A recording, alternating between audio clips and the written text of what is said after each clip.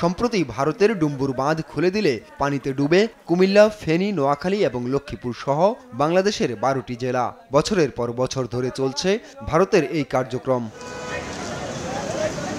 এবার এরই বিরুদ্ধে প্রতিবাদে দাঁড়িয়েছে হাজারো ছাত্র জনতা। আন্তর্জাতিক আইন লঙ্ঘন করে ভারতের অবৈধভাবে বাঁধ নির্মাণের প্রতিবাদে ত্রিপুরার ডুম্বুর বাঁধ অভিমুখে এই লং মার্চ। আর হচ্ছে যে বাঁধগুলো আছে সেই বাঁধগুলো ভেঙে ফেলা দরকার, নাহলে আমাদের বাংলাদেশে বহুত কষ্ট হয়, সমস্যা হয়।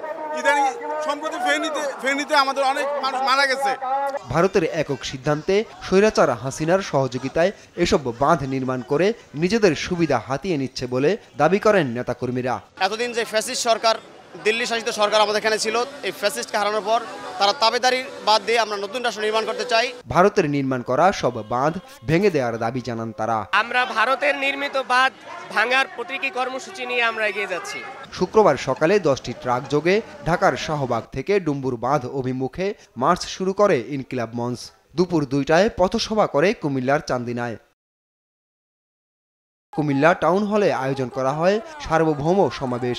ঢাকার লং মার্চ সেখানে মিলিত হয়। 5 দফা দাবি উত্থাপন করেন ইনকিলাব মঞ্চের মুখপাত্র ওসমান হাদি।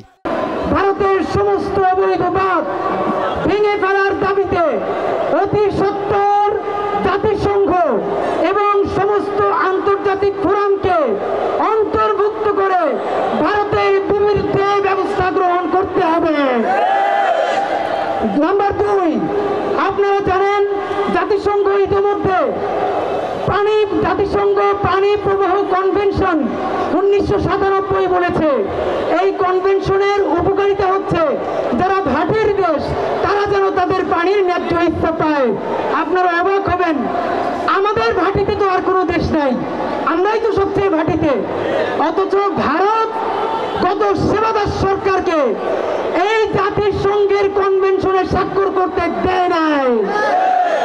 আপনারা অবাক হবেন, এই কনভেনশনের মধ্যে নিয়ম আছে কোন ভাটির দেশ যদি উজানের দেশের কারণে বন্যায় বা খরায় ক্ষতিগ্রস্ত হয় তাহলে সে ক্ষতিপূরণ দাবি করতে পারবে।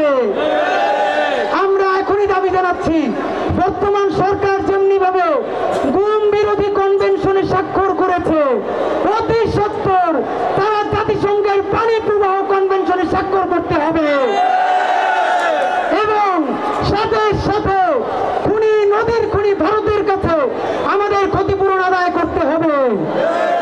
আমার তিস্তা মহাপরিকল্পনা আমরা করেছিলাম ভারতের বাঁধ থেকে বাঁচার জন্য। এই খুনি ফ্যাসিস্ট হাসিনা ভারতের কথা শুনে আমাদের বাঁধ নির্মাণ করতে দেয় নাই। আমরা দাবি জানাচ্ছি অচিরেই তিস্তা মহাপ্রকল্প বাস্তবায়ন করতে হবে। সমাবেশ শেষে টাউন হল থেকে পদযাত্রা করে লং মার্চটি বিবির বাজার স্থলবন্দর অভিমুখে রওনা হয়। নগরের প্রধান সড়ক প্রদক্ষিণ করে বিকেল 5:30টায় নগরীর রাজগঞ্জ বাজার এলাকায় গিয়ে শেষ হয়। আপন অপু, নিউজ ডেস্ক, দেশ টিভি।